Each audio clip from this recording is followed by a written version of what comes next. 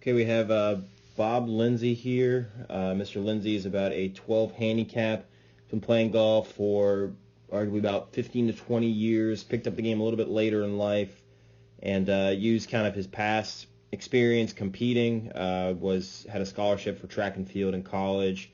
So you can see he has a good competitive mindset, understanding of athleticism, and it's carried over into his golf game. There's a lot of good things going on in his motion. And he's done all that really without any sort of form of formal instruction.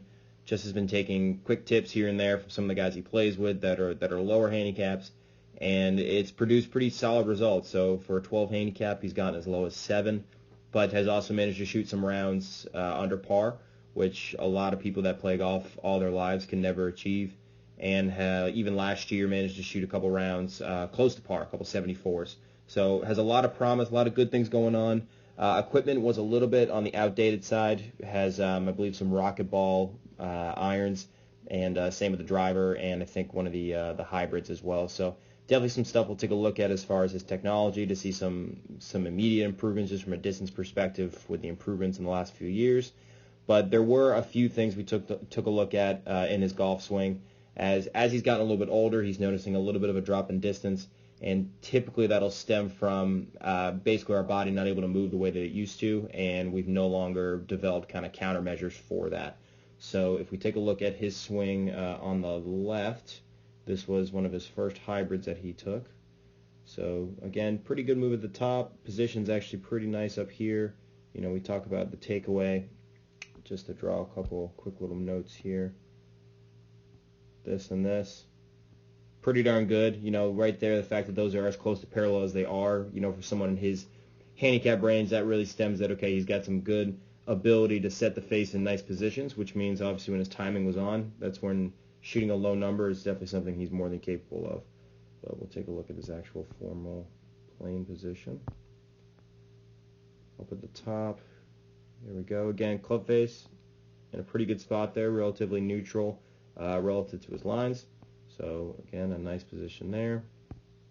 This is where we saw a little bit of an issue though. So on his downswing, immediate position is very steep, getting almost right above that right shoulder, that trail shoulder on the downswing, and thus the shaft is following that as well. And we're very much on top of the golf ball. So that position right there is something we would hope for with more of a wedge, 9-iron, short irons, things like that to try to really create some spin and some control. So you'd come in a little bit on the steeper side there. So that's what we're looking at right there. Did recover kind of nicely, maybe hit a little bit behind this one. Finishes a little bit left with his hands, but not terrible. And he kind of rolls up to his finish. Just a little bit of, you know, maybe not able to rotate as much as he used to, things like that. So, but this did change a little bit when we take a look at this one on the right here. So that's where we're at right there. Now on the right, this was about 20 or 30 minutes later. We sat down, kind of discussed some goals, some thoughts, and we didn't want to reinvent the wheel, but we were just looking for a couple things. He was fighting a little bit of a fade, so what we did was we discussed keeping the toe down on the takeaway. So when we get to about this point right here, we want to see this club face a little bit more closed. Get this line going here. Just a little more closed relative to here. So you can see they're no longer parallel. Just a little bit different, and that's going to help because you're going to see now as it goes all the way up to the top. So now if we draw this line right here, so again, big difference now in position at the top. We tried to feel a little bit more of a Kuchar-like backswing. Now obviously you look at these two and you go, that doesn't look any different, but to him it felt like that club position was a little bit more over here, and thus it's a lot lower, a little closer to his body, more in a position to kind of create a shallower downswing for him, which was very successful. And now, as we draw this, you can see, notice this club face now, though. It's pointing a little bit more this way. We can make that really good. There we go. So a little bit closed now to his initial line, whereas the one up here on the left side, if we go back to the left, was pretty much parallel to his initial starting position. So just this position over here on the right, that line right there tells us that the club face is a little bit closed now, so it's going to promote more of a ball flight right to left, which is always something that as we get a little older and the spin starts to go down, that will help us achieve a little bit of a distance. It is kind of a fallacy that draws always go further, but in this case it definitely will add a little bit more pop for him. Now we'll continue into his downswing. Make sure we get to the top here. There we go. There's our little line. And now we're going to see a big difference in club position. As yes, the hands stay on it, but notice where the shaft is now in the club head compared to here on the right, compared to on the left. So it was here, right on top of his right shoulder.